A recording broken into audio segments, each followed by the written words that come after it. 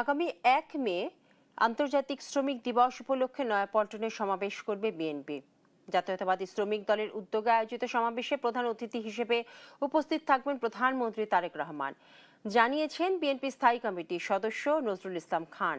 BNP সরকার শ্রমিকদের মর্যাদা এবং নিরাপত্তায় বিশ্বাস করে দাবি করে প্রধানমন্ত্রীর উপদেষ্টা এবং বিএনপি স্থায়ী কমিটির সদস্য নজরুল ইসলাম খান বলেন, ইতোমধ্যেই বিএনপি সরকার শ্রমিকদের জন্য নানা প্রণোদনা ঘোষণা করেছে। বিএনপি শ্রমিকের অধিকার এবং মর্যাদা বুঝে তাই নির্বাচনী ইশতেহারে শ্রমিকের ন্যায্য মজুরি এবং মর্যাদার বিষয়গুলো ঘোষণা করেছে। তিনি আরো বলেন, একটি রাজনৈতিক দল নির্বাচনের আগে শ্রমিকদের অধিকার নিয়ে নানা কথা বলেছিল, কিন্তু নির্বাচনী ইশতেহারে সেই রকম কোনো প্রস্তাবনা দেখতে পাইনি।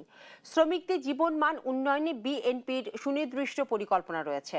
প্রধানমন্ত্রী তার নির্বাচনী ইশতেহার অনুযায়ী প্রতিশ্রুতি বাস্তবায়ন করবেন বলেও প্রত্যাশা করেন নজরুল ইসলাম খান। শ্রমজীবী মানুষের একটা বিশেষ দিন সারা বিশ্ব জুড়ে যেটা পালিত হয় সেটা হলো মহান মে দিবস। প্রধান অতিথি হিসেবে উপস্থিত থাকবেন আমাদের নেতা বিএনপির চেয়ারম্যান এবং মাননীয় প্রধানমন্ত্রী